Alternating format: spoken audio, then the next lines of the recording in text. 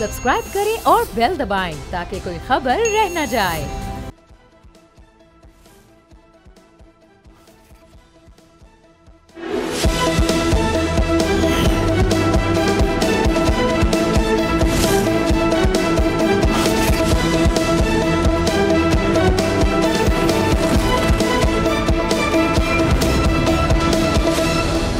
अस्सलाम वालेकुम। प्रोग्राम में खुशामदीद। मैं हूँ अफसा कोमल। पीटीआई सियासतदानों से मुज़ाकरात और बातचीत के हवाले से अब काफ़ी संजीदगी दिखा रही है और इस सिलसिले में महमूद खान अचकज़ई, जिन्हें इमरान खान ने मुज़ाकरात के हवाले से मुकम्मल इख्तियार दिया है, फैसला साजी जो भी अब पार्टी की है वो उन्होंने करनी है, उन्होंने हुकूमत के सामने एक शर्त रख दी है और कहा है कि अगर मुज़ाकरात करने हैं तो उसका नुक्ता आगाज़ इमरान खान से मुलाकात करवाने से होगा। महमूद खान अचकज़ई की तरफ से तो ये वाज़े कर दिया गया है। दूसरी तरफ अगर हम हुकूमती इत्तेहाद की बात करें तो वहाँ से भी एक आवाज़ उठी है मुज़ाकरात और मुफाहमत के हवाले से।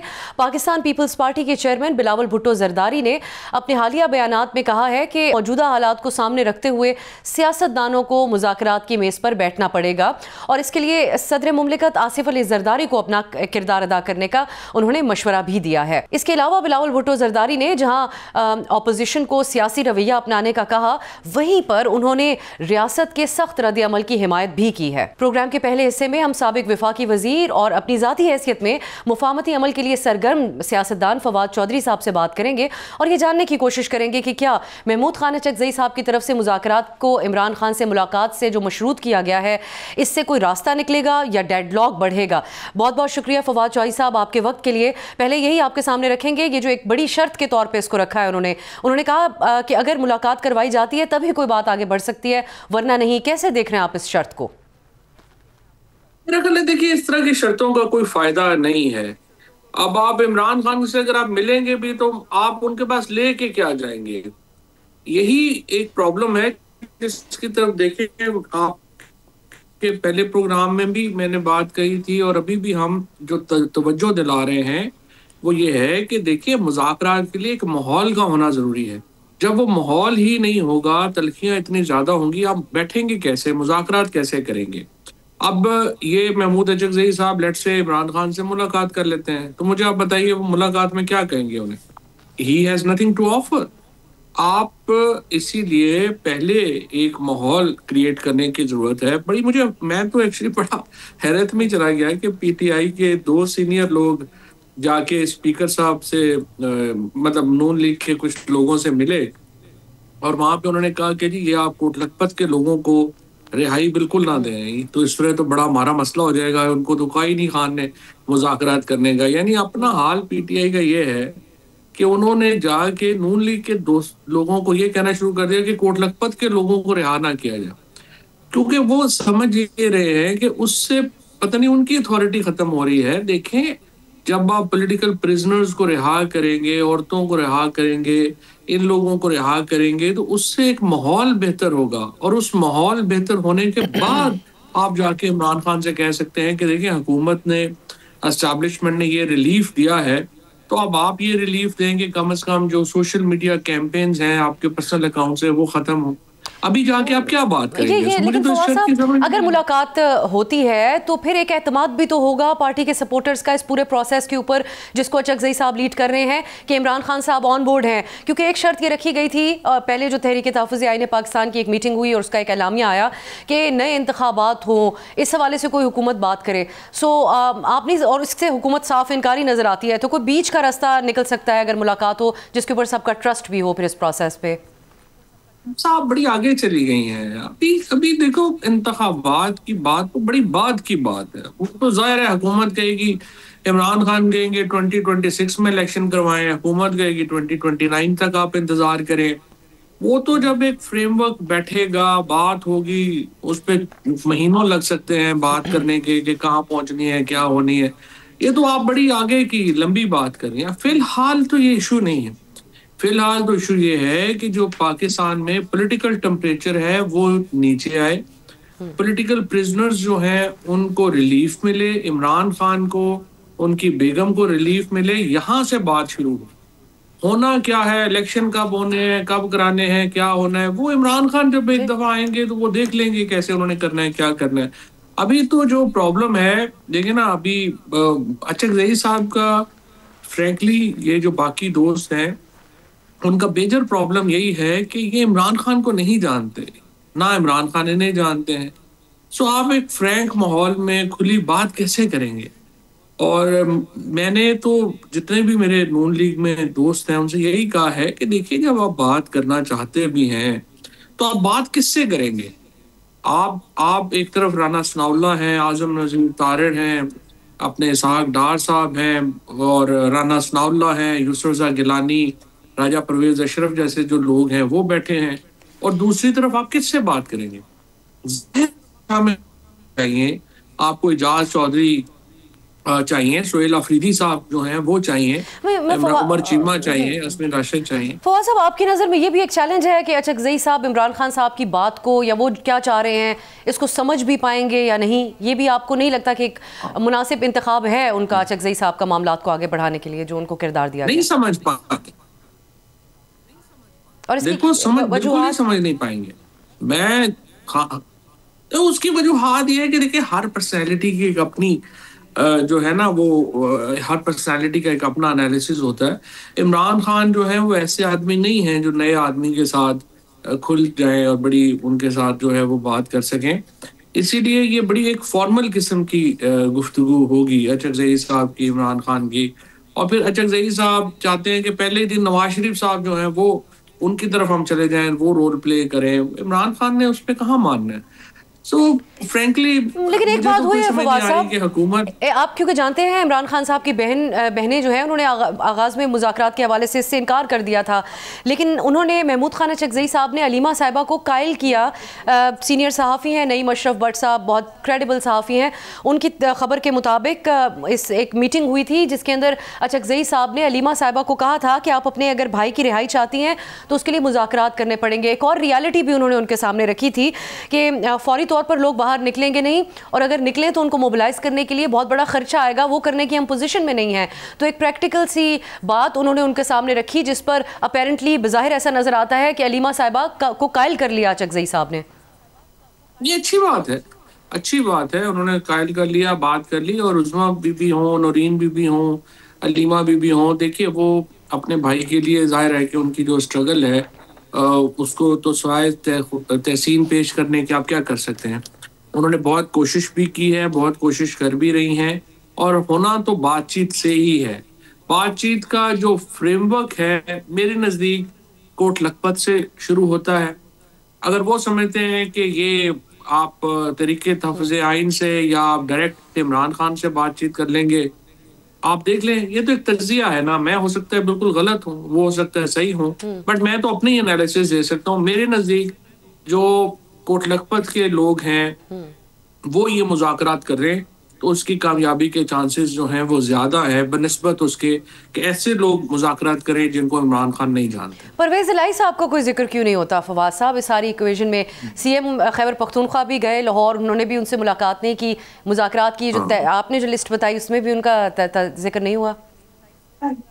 देखिए, सच्ची बात है, मैंने तो परवेज़ इलाही साहब से मुलाकात की कोशिश की थी, लेकिन वो कीन नहीं है इस वक्त किसी को मिलने में। डेफिनेटली जब से वो जेल से आए हैं वो पॉलिटिक्स में कीन नहीं है, और हमने तो कोशिश की कि उनसे भी मुलाकात हो और बातचीत जो है उनसे करें, लेकिन उन्होंने कोई जवाब नहीं दिया।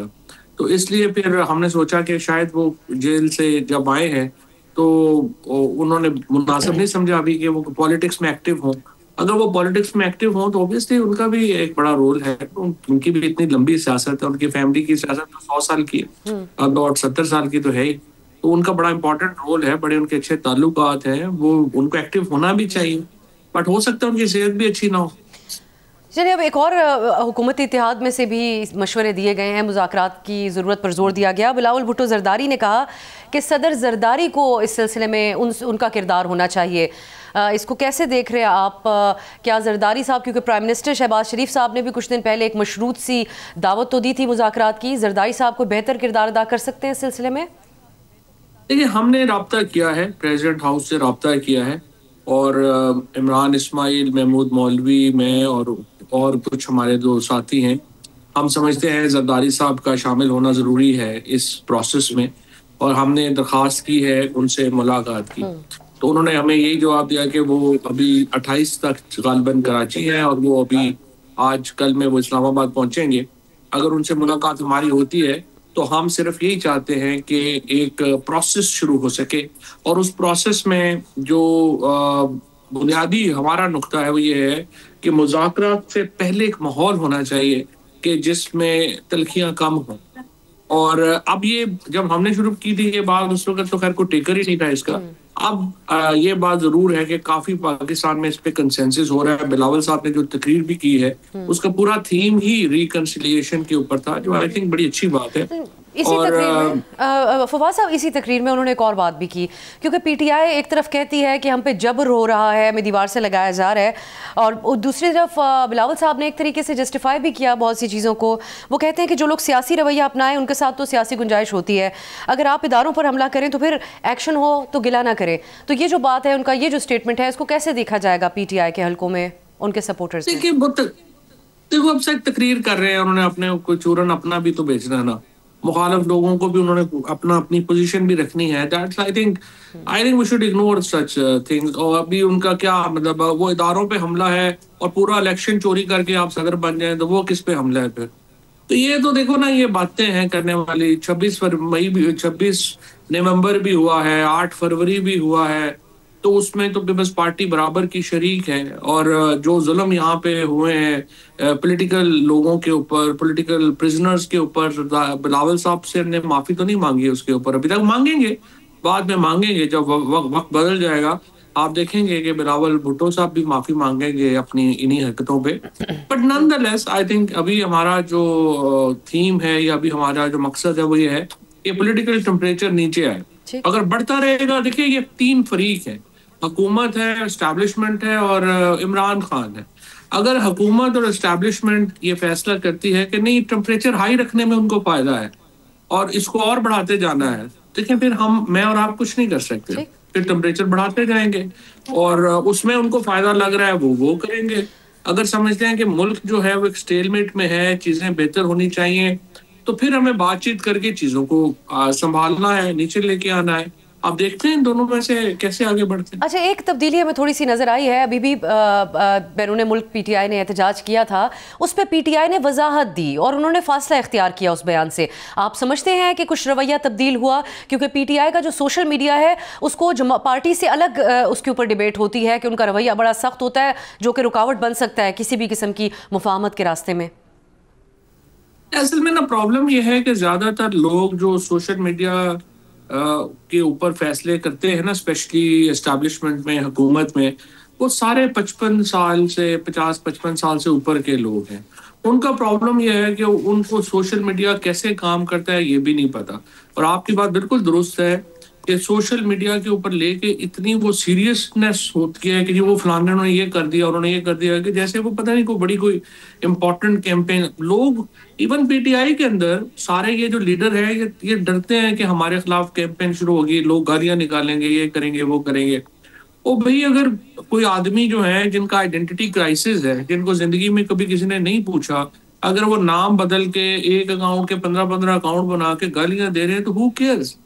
तो इस तरह तो फैसले होने नहीं चाहिए असूली तौर के ऊपर। बट आपकी बात ठीक है कि ये सोशल मीडिया पे काफी ज्यादा, और फिर स्पेशली एक्स के ऊपर सारे जो हमारे माशाल्लाह फैसला साज हैं वो एक्स ही देख रहे होते हैं 24 घंटे, मुझे तो लगता है। अच्छा, और वो इसी पे फवाद साहब फैसले नहीं हो रहे। देखिए, आप उसको एज अ टूल तो यूज कर सकते हैं, शुगल भी कर सकते हैं, बट आप सीरियस डिसीजन मेकिंग तो नहीं ना। लेकिन एक चीज होनी चाहिए फवाद साहब, ये जो सोशल मीडिया पे शिकवा है हुकूमत का और पाबंदियां लगाने के भी ऐलानात किए जाते हैं बार बार। एक बार ट्विटर एक्स के ऊपर पाबंदी भी लगाई लेकिन काउंटर प्रोडक्टिव थी, उसका कोई फायदा नहीं हुआ, हटानी पड़ी। तो ये एक काउंटर नैरेटिव दिया जाए, इसका मुकाबला बयानिए के जरिए किया जाए, बजाय कि हुकूमत उस पर पाबंदी लगाए। यहाँ नाकामी नजर आती है आपको हुकूमत की? नहीं, वो तो मैंने आपको पहले ही कहा था कि जो डिसीजन मेकर्स हैं, सच्ची बात यह है कि उनको कुछ सोशल मीडिया का पता नहीं है।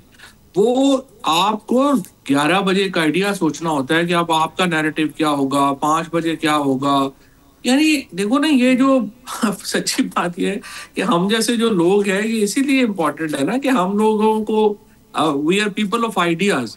अगर आप आइडियाज नहीं बना सकते, अगर आप काउंटर नहीं कर सकते, आप कैसे जो है वो उसका मुकाबला करेंगे? और ये हर चीज के ऊपर बंदा उठा दो, उसको जेल में फेंक दो, उसके वो नहीं मिल रहा तो उसके माँ बाप को उठा लो, वो नहीं मिल रही तो उसकी बीवी को उठा के कर दो। इस तरह तो नहीं मुल्क दुनिया में चलते अब। और उसकी वजह से एक हिजान है पाकिस्तान की सियासत में। और ये unfortunately the people frankly on the government side they have miserably failed to come up with any idea of narrative. उनके पास अभी भी पीपल्स पार्टी और नून लीग का भी अगर आप प्रॉब्लम देखें ना, वो एक बोझ बन गए हैं एस्टैब्लिशमेंट के ऊपर, क्योंकि एस्टैब्लिशमेंट को समझ नहीं आ रही कि हमारा सियासी जो बयानिया था, हमारा जो एक मीडिया का बयानिया था, या जो सॉफ्ट सारा इमेज था, वो तो इन लोगों ने बनाना था, इनको बनाना ही नहीं आ रहा, इनको पता ही नहीं चल रहा। क्योंकि ये लोग तो सारे फ्रैंकली 80s के लोग हैं, और 80s के लोग जो हैं वो 2025 में कैसे मुकाबला इसमें फवाद साहब जो सीएम खैबर पख्तूनख्वा मीडिया से बहुत इंगेज कर रहे हैं, उन्होंने 2-3 मुलाकातें की, यहाँ पर वो आप समझते हैं कि बाजी लेकर जा रहे हैं हुकूमत के मुकाबले में, जो एक रिवायत है पीटीआई की मीडिया के साथ इंगेज करने की? नहीं, 100% पीटीआई का जो एडवांटेज भी है ना, मिसाल के तौर के ऊपर आपने कब आखिरी दफा सुना कि शहबाज शरीफ साहब ने अपने स्पोक्स पर्सन की मीटिंग की या मीडिया के साथ मीटिंग की? On the other hand Imran Khan के ऊपर तो तनकीद ये थी कि रोज अपने स्पोक्स पर्सन लेके बैठ जाते हैं, रोज मीडिया के लोगों को बुला के बैठ जाते हैं, जी ये बातें और वो बातें। तो आप इसकी फर्क प्रॉब्लम ये आता है कि जो मॉडर्न मीडिया है वो नैरेटिव बिल्डिंग का आइडियाज जो हैं वो 1980s के 1990s के बिल्कुल ऑब्सोलीट आइडियाज है। अब इन्होंने just look at the amount of money they have spent on media, और उस मीडिया के ऊपर जो रिडंडेंट हो चुका है, जो कोई नहीं पढ़ता। पर ये एक लंबी डिबेट है, चलिए हम किसी और दिन आपके साथ ज़रूर करेंगे। बहुत बहुत शुक्रिया फवाद चौधरी साहब हमारे साथ थे। अब पीपल्स पार्टी की तरफ से मुज़ाकरात की ऑफ़र है, जरदारी साहब का इसमें किरदार अदा करने के हवाले से जो बिलावल भुट्टो ने बात की है, इस पर पाकिस्तान तहरीक इंसाफ इसको कैसे देखती है, इस ऑफ़र को, पीपल्स पार्टी और पीटीआई का मौक़िफ़, जानिए एक शॉर्ट ब्रेक के बाद।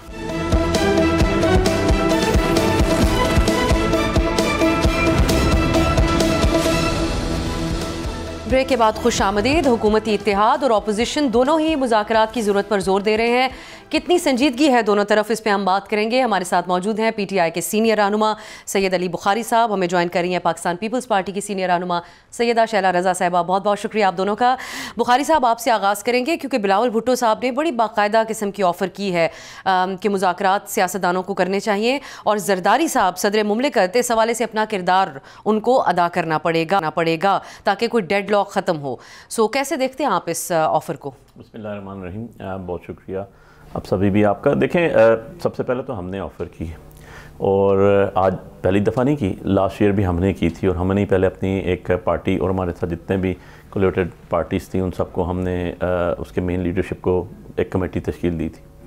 इस दफ़ा भी आपने देखा कि वज़ीर आज़म साहब ने, सो कॉल्ड प्राइम मिनिस्टर जो हैं, उन्होंने कहा कि जी मैंने अखबार में पढ़ा कि हमारा जो अलामा साहब का और जो कॉन्फ्रेंस हुई थी महमूद अचकज़ई साहब, जिसमें हमारी पार्टी सारी शामिल थी लीडरशिप, तो उन्होंने कहा कि जी गुफ्तगू शनीद करेंगे तो मैं वेलकम करता हूँ under condition so and so. इससे ये ज़ाहिर होता है कि अभी भी हम ही ने पहले ऑफ़र की। अब इसमें गवर्नमेंट कितनी सीरियस है इसका तो अभी तक जवाब आया नहीं। बिलावल साहब क्योंकि मैं बिलावल साहब ने तो कल बात की ना, मैं ज़रा इसका बैकग्राउंड आपको बता दूँ। अब उसके अंदर इशू ये है कि हमेशा पावर कॉरिडोर्स की कोशिश होती है दुनिया सारी में कि 2 कदम आगे बढ़ के बात की जाए, क्योंकि कुछ भी अगर खुदा ना खास्ता मिसहैप होता है, डिबैकल होता है, कुछ भी होता है, एक even single drop of blood गिरता है तो उसकी जिम्मेदारी हुकूमत वक्त पे होती है। ये एक यूनिवर्सल ट्रुथ है और आप ही जवाबदेह होते हैं। अगर मॉडल टाउन इशू हुआ 14 कत्ल आज भी इसी गवर्नमेंट के सर पे, सो उसको ये भाग नहीं सकते क्योंकि ये गवर्नमेंट में थे। इनके ऑपरेटिव प्रोसीजर्स अडॉप्ट होते हैं, इनकी ऑर्डर्स अडॉप्ट होते हैं, फॉलो होते हैं। अब उसके बाद उनकी तरफ से जितनी सीरियसनेस आई देखी हमने, अभी तक तो कोई चीज़ ग्राउंड पे नजर नहीं। प्राइम मिनिस्टर कहते हैं ओके फाइन जी हम सीरियस हैं, हम बैठते हैं, हम कमेटी तश्कील देते हैं। जरदारी साहब को मुफाहिमत का बादशाह कहा जाता है, अगर वो किरदार अदा करते हैं तो क्या कोई ये सिलसिला हो सकता है? अब इसमें मैं अब बात हूँ मैं पीपल्स पार्टी के हवाले से। बिलावल साहब ने ये बात की तो उनके तो फादर हैं, वो उनके वालिद साहब हैं, उनको कहना चाहिए था अच्छा ठीक है जी अगर मुल्क को आगे लेकर जाना है तो आप आ जाएं, आप as a mediator role play करें। आप कहें ठीक है जी मैं पार्टी तश्कील देता हूँ, एक ग्रुप तश्कील देता हूँ, अपनी पार्टी का देता हूँ साथ। आपकी वजह से तो वो वज़ीर आज़म बना हुआ भाई, आपकी वजह से तो वो स्पीकर है, आपकी वजह से तो उनके पास मिनिस्ट्रीज हैं, आप आज हट जाते हैं तो धर्म से 17 गवर्नमेंट वाले नीचे गिर जाते हैं। और मादत के साथ और न्याय अदब के साथ इशू ये है कि 17 सीटों वाले वज़ीर-ए-आज़म हैं, 34 सीटों वाले उनके साथ बाहर बैठे हुए हैं। भाई साहब आपकी बातों से ये लग रहा है कि आप कहते हैं पीपल्स पार्टी हुकूमती इतिहास से निकल जाए तो उनकी बात को सीरियस लेंगे। मैंने तो ये बात कही कि आपका वजन इतना तो ज़रूर है, जितना काउंटेबल चीज़ों में नज़र आ रहा है कि इतनी तादाद होगी तो इस तरह होगी। गो कि आपके बगैर भी अब वो बिल पास कर सकते हैं, आपके बगैर भी वो अमेंडमेंट्स ला सकते हैं, आपके बगैर भी बहुत कुछ कर सकते हैं। लेकिन इवन एन अदरवाइज आप उनके वजह से आप प्रेसिडेंट बने हुए हैं, उनकी वजह से आप गवर्नर हैं, उनकी वजह से आप सेनेट के चेयरमैन हैं। सो अगर आपने रोल प्ले करना है तो हमें तो उससे इंटरनल मैटर है ना। आप सभी भी उनका वो खुद कहें, अपने वाले साहब लोग कहें, अपनी पार्टी के जो भी हैं, ओके जी आ जाएं, आप कदम बढ़े, हमने तो नहीं रोका किसी को। शैला साहिबा, एक ये तकरीर में के बयान की हद तक ये दावत है या बाकायदा तौर पे पीटीआई से इस सिलसिले में राब्ता भी किया जाएगा? अच्छा, पहले तो मैं अली बुखारी साहब को ये बताना चाहूँ कि जब बदतरीन मार्शल था ज़िया का, और वो सारे लोग जिन्होंने भुट्टो साहब की शहादत पे मिठाइयाँ बांटी थी और मुशर्रफ ज़िया की जेब में जाके बैठ गए थे, उस वक्त जब ज़िया नाकाम हुआ और ज़िया ने बेगम नुसरत भुट्टो साहिबा को ऑफर दी कि आप हमसे बात करें, तो उन्होंने ज़िया से बात नहीं की। उन्होंने तमाम पॉलिटिकल पार्टीज से बात की, क्योंकि हम इस पे ये यकीन रखते हैं कि जो एक सीट वाली भी पार्टी है, जैसे आपने इस वक्त जो है वो अचकजई साहब को लीडर बनाया हुआ है, वो भी बहुत मोहतरम है। और जिस तरह आपने एक सीट थी MWM की, लेकिन आपने अपोजिशन लीडर MWM के लीडर को सेनेट में बनाया हुआ है, तो हम यही समझते हैं। और हमने सारी पॉलिटिकल पार्टीज से बात की, क्योंकि कुछ भी हो वो अवाम को कहीं ना कहीं रिप्रेजेंट करती हैं, चाहे वो जैसे भी हो। तो ये पॉलिटिकल पार्टीज से बात करना और मुल्क को आगे लेके बढ़ना, ये हमारा शेवा है। जब आप 2018 में थर्ड ऑप्शन के तौर पर मुल्क में थोपी गई आपकी पार्टी, तो उस वक्त भी, मेरी आवाज आ रही है? जी जी बिल्कुल। हेलो जी जी। तो उस वक्त JUI बिल्कुल तैयार नहीं थी। हमने मौलाना को बुलाया और उनको मनाया, चेयरमैन बिलावल ने, और उनसे कहा कि आइए आगे बढ़े। और उसके साथ साथ एक गरूर में डूबे हुए आदमी को भी दावत दी कि कदम बढ़ाओ, हम आपके साथ हैं। और लेकिन उसने मुल्क को आगे बढ़ाने के बजाय जो है वो इंतकाम को तरजीह दी, और फिर वही हुआ कि जिनके वो थर्ड ऑप्शन थे उनकी नजरों से भी वो गिर गए। और उसके बाद भी हम ये समझते हैं कि हमें इस मुल्क को आगे लेके बढ़ना है। हमने फ्लोर ऑफ द हाउस और उसके अलावा चेयरमैन बिलावल ने आपकी पार्टी के हेड को दावत दी कि आप भी हुकूमत बनाएं, तो हम आपको सपोर्ट करेंगे। लेकिन जरदारी साहब क्या किरदार अदा करेंगे? शैला साहिबा, जरदारी साहब इन्होंने एक शर्त रखी है। जवाब दे दूं, चले आप पहले भी इनको भी जवाब दे दूं ना, इनको जवाब दे दूं कि इनको बाकायदा दावत दी थी कि आप बनाएं, उसमें भी हम ये सेरेमोनियल ही पोस्ट लेते। अब रही बात जरदारी साहब की, तो जरदारी साहब जो है ना, वो 14 साल में 14 साल पे मुहित मुख्तलिफ पॉलिटिकल पार्टी की इंतकामी सलाहियतों की चक्की में पिस के जो है वो, जबकि आपका अदालतें भी आपकी जेब में होती थी, सब कुछ आपकी जेब में होता था, उससे निकले हैं। और वो एक क्रेडिबल आदमी है, उन्होंने बहुत मुश्किलात देखी हैं और वो बहुत तहम्मुल वाले आदमी, और वो ये समझते हैं कि मुल्क को आगे लेके। लेकिन शैला साहिबा, इन्होंने एक शर्त रखी है, इन्होंने एक शर्त, अगर आप मुझे इजाजत दें, इन्होंने एक बुनियादी शर्त रखी है, और वो भी महमूद अचकजई साहब ने ये इस बात का इजहार किया है, जिनके पास मुकम्मल इख्तियार है और कोई उनको कन्फ्यूजन नहीं है कि उन्होंने इस मामले को आगे कैसे लेकर बढ़ना है, कि इमरान खान से मुलाकात करवाई जाए। जरदारी साहब उनकी मुलाकात करवाने में कोई किरदार अदा कर सकते हैं? पहली एक बात तो ये होगी, मैं बहुत संजीदा ये कह रही हूँ कि पहले आप ये रियलाइज कर लें, एक तरफ है भारत और उसके मजमून अज़ाइम, और दूसरी तरफ है ये फितनतुल हिंदुस्तान जैसी ये कुव्वत है जो हमारे बच्चों के साथ, जहाँ भी ये डायरेक्ट शहीद कर रहे थे, TTP है, और ये अब हमारी बच्चियों को भी वो देख रहे हैं, आप देखें कि इस्तेमाल कर रहे हैं। तो हमें पहले ये समझना चाहिए कि ऐसे लोग भी हैं जो इस वक्त ये कह रहे हैं कि जी मुल्क में नेशनल गवर्नमेंट और पॉलिटिकल सिस्टम खराब और पॉलिटिकल सिस्टम फ्लॉप और पॉलिटिशियन फ्लॉप। तो उनको जवाब तो मैं किसी और प्लेटफॉर्म पे दूंगी जब इस पर प्रोग्राम होगा। तो पहले तो आप ये समझें कि आप की अहमियत है या नहीं है, क्या आप एक पॉलिटिकल पार्टी है या नहीं। मैं ये तो जब आप ये नहीं, मतलब मैं अपनी अहमियत को आप खुद समझे ना।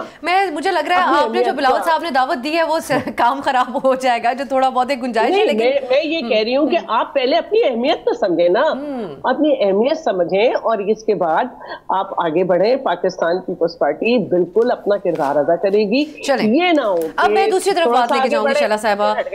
हर पार्टी है, मैंने कहा कि एक सीट ये बिलावल साहब की कितनी संजीदा ऑफर थी शैला साहिबा, अगर आपकी इजाजत हो। बुखारी साहब उन्होंने एक और बात भी कह दी इसी, क्योंकि उन्होंने दिफा किया है इस वक्त की जो एक जिस चीज़ से आप लोग शिकवा करते हैं कि आप लोगों के साथ सख्ती हो रही है, उन्होंने इसको जस्टिफाई किया बिलावल साहब ने। वो कहते हैं कि सियासत में शिद्दत पसंदी नहीं होनी चाहिए, अगर ऐसा करें तो रियासत की तरफ से सख्ती हो, फिर उस पर शिकायत नहीं होनी चाहिए।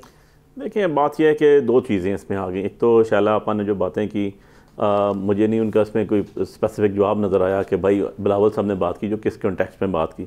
हमें तो अपनी अहमियत का अंदाज़ा है भाई, हमारे बगैर तो कोई टॉक शो नहीं चलता, हमारे बगैर तो इमरान खान के बगैर कोई पॉलिटिकल पार्टी नहीं चलती, इमरान खान के बगैर पाकिस्तान की सियासत नहीं चलती, माइनस इमरान खान के बगैर कुछ भी नहीं हो सकता। ये तो अंडरस्टूड है, एक चीज़ सबको पता है, इसमें कोई दूसरी राय नहीं है। और अगर है तो मुझे बता दीजिएगा कि आज के तारीख में, आज के दिन में शाम 6 से लेकर 11 बजे तक टॉक शो है, किसके अंदर इमरान खान का जिक्र नहीं होता, किसमें इमरान खान साहब का बंदा नहीं बैठा होता।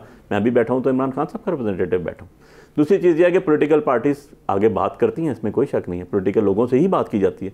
ज़रा मुझे ये तो बता दें आप, बड़े इज़्ज़त और एहतराम के साथ मेरी गुजारिश है और बहुत एहतराम के साथ, कि बिलावल साहब कैसे किसी को असेस कर सकते हैं कि वो ये करेगा वो करेगा। अरे भाई आप तो जब पैदा हुए हैं उसके पहले 4 साल और उसके पैदा होने के बाद के 4 साल देख लें, आपकी पार्टी के ऊपर तो दहशतगर्दी का भी इल्ज़ाम था, आपके लोगों, आपके मामू समेत, आपकी वालदा समेत उनके ऊपर बगावत के भी केसेस थे, आपकी नानी समेत उनके ऊपर बगावत के केसेस थे। तो आप कैसे कह सकते हैं, अगवा जहाज़ के केसेस थे, जो सो कॉल्ड गवर्नमेंट बैठी हुई है, और हमने नहीं 14 साल जरदारी साहब को जेल में रखा।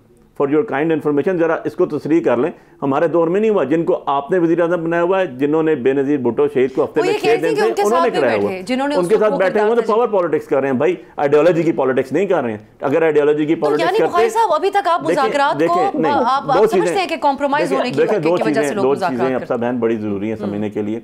जो आइडियोलॉजी की पॉलिटिक्स है वो हम कर रहे हैं, इन्होंने भी की थी। जब की थी इन्होंने तो उस टाइम ये सूबों में हर जगह इनकी अफादियत होती थी। ऐसा नहीं होता था कि 265 सीटों से 190 पे आप टिकट दे रहे हैं, बाकी बंदा टिकट लेने के लिए तैयार कोई नहीं है। 2024 की बात करूं, पुरानी बात नहीं करूं। और हमारी और इनके जो ट्रीटमेंट है उसमें बड़ा फ़र्क है। ये कहते हैं हमने आपको कहा था, नहीं, हमने भी floor of the house Asad Qaiser ने कहा था ओके जी आप नाराज़ होकर जा रहे हैं, आ जाए, हम अदम एतमाद ले आते हैं। अच्छा उस टाइम आपकी ऑफर थी, हमने ठुकरा दी। अब तो हमने ऑफर कर दी थी कि हम वोट देते हैं, अदम एतमाद लेकर आ जाए, तो ले आते आप, आपकी चीज भी क्लियर हो जाती। सो ऐसे नहीं होता जैसे आप कहते हैं। शैला साहिबा जी, अगर आपकी शैला साहिबा जो पीटीआई, अगर आप मुझे पहले सवाल अगर फ्रेम सही करा दूं, पहले इनकी हिस्ट्री सही करा दूं कि मुर्तजा भुट्टो की सियासत से बेनजीर भुट्टो की सियासत में हमेशा फासला रहा, हमेशा फासला रहा है। यहाँ तक कि उन्होंने उनको पाकिस्तान आने से भी मना किया था। आज भी उनके बीवी, उनका बेटा जो भी सियासत करते हैं वो अलग होके करते हैं, उनकी एक अलग पार्टी, ठीक है।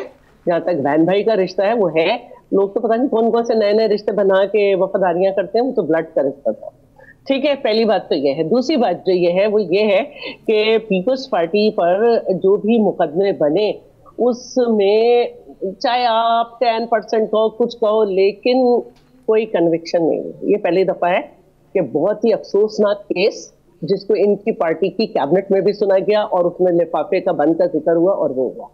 दूसरी बात जो है, मैं ये कहना कितनी इसमें फोर्जरी हुई है तो बता दें, करप्शन कितनी हुई, $1 की भी हुई है, $1 की भी हुई तो बता दें। लड़ाई 190 मिलियन पाउंड वाला केस जो है वो आपकी खुद चीनी मजारी से लेके वो केस की डिटेल्स में हम जाएंगे। बुखारी साहब सुप्रीम कोर्ट के अकाउंट में थे, वहां से फेडरल गवर्नमेंट को चले गए, सिंध गवर्नमेंट को भी गए। शैला साहब अगर आप मुझे सवाल करने देंगी, शैला साहब मुझे नहीं, आप मुझे जवाब तो देने देना। हमारी लड़ाई डिक्टेटर से थी, हमारी लड़ाई डिक्टेटर से थी। आपने डिक्टेटरशिप की कि अगर मुझे हटा दिया, आपके लीडर ने पहला बयान ही यही रिएक्शन दिया कि अगर मुझे हटाएंगे तो और हमले होंगे। ये फर्क है हमने और आपने। तो यही करते हैं ना। शैला साहिबा जिसको ये लोग कहते हैं कि हमारे साथ जबर हो रहा है, मुझे अगर आप इजाजत दें। आपने किसी और के नहीं, बिलावल साहब ने किसी और के सामने नहीं, इस वक्त अपनी पार्टी का मजमा था जो कि छकड़ों में और उसमें आते हैं। और अपनी मोहब्बत में आते हैं, उससे कहा है कि हम तैयार हैं। चलिए शैला साहबा, मुझे देखिए हमने जो बात की है, ऐसा लगता है कि एक अधूरी ऑफर की है शैला साहबा, ये फिर बात कहीं और चली जाएगी। मैं मुज़ाकरात पे रखना चाह रही हूँ। पीटीआई कहती है हमारे साथ जबर हो रहा है, अपने लीडर से हमें मुलाकात की इजाजत नहीं दी जाती, एहतजाज करो तो उसके ऊपर भी क्रैकडाउन किया जाता है। आप की तरफ से आपके चेयरमैन जवाबन उनको कहते हैं कि अगर रियासत सख्ती करे तो आप शिकायत ना करें। तो ये स्टार्टिंग पॉइंट कैसे हो सकता है, ये सियासी रवैया कैसे हो सकता है कि इसके बाद फिर मुज़ाकरात का रास्ता बने? इस पे आप रिस्पॉन्ड करें। पीपल्स पार्टी का बड़ा क्लियर स्टांस है, पीपल्स पार्टी का बड़ा क्लियर स्टांस है। उन्होंने हमेशा कहा है कि जेल मैनुअल के अकॉर्डिंग फैसिलिटेट किया जाए। ये एक दफा नहीं, कम से कम 70 प्रोग्राम्स में मैं बोल चुकी हूँ, मेरे अलावा सारे लोग बोल चुके हैं, हर प्रोग्राम में बोल चुके हैं, और हर वक्त हम ये बात करते हैं। और अभी भी जो हमने बात की है वो ये देख कर की है कि भाई अगर वजीर आजम ने भी कह दिया, और 3 डायलॉग की कोशिशें तकरीबन नाकाम हो चुकी हैं मेरे सामने, हमने देखा कि इस अरसे में, तो हम ये समझते हैं कि अगर आप नून लीग के साथ कंफर्टेबल नहीं है तो हम उसको चाहते हैं शामिल। और इससे पहले भी जो एक कमेटी थी इसमें हम थे, तो मैं बड़ी संजीदगी से कहती हूँ कि अगर मुज़ाकरात होते हैं तो वो शराइत पर नहीं होते, डिमांड्स पर, कंडीशंस और डिमांड्स में फर्क है, डिमांड्स पे होते हैं। तो मैं ये कहना चाहती हूँ कि देखिए आपके दौर में तो ये भी हुआ कि बीबी आसिफा को भी नहीं मिलने दिया जाता था जरदारी साहब से अगर वो चाहती थी, लेकिन ये चीजें कुछ नहीं, सियासी लोगों की जिंदगी में एक डिमांड पीटीआई ने रख दी है, देखते हैं और क्या डिमांड। शैला साहबा बहुत बहुत शुक्रिया आपका, अली बुखारी साहब आपका भी बहुत शुक्रिया। मुलाकात के हवाले से अचक शर्त तो रखी है कि इमरान खान से मुलाकात होगी तो ही मुज़ाकरात शुरू होंगे। देखते हैं इसको कितना सीरियस लिया जाता है दूसरी तरफ से, और अचक साहब क्या पीटीआई के लिए सूरत हाल को तब्दील कर सकते हैं या नहीं कर सकते, ये भी हमें आइंदा दिनों में देखना होगा। आज के लिए इजाज़त दीजिए, खुदा हाफिज़।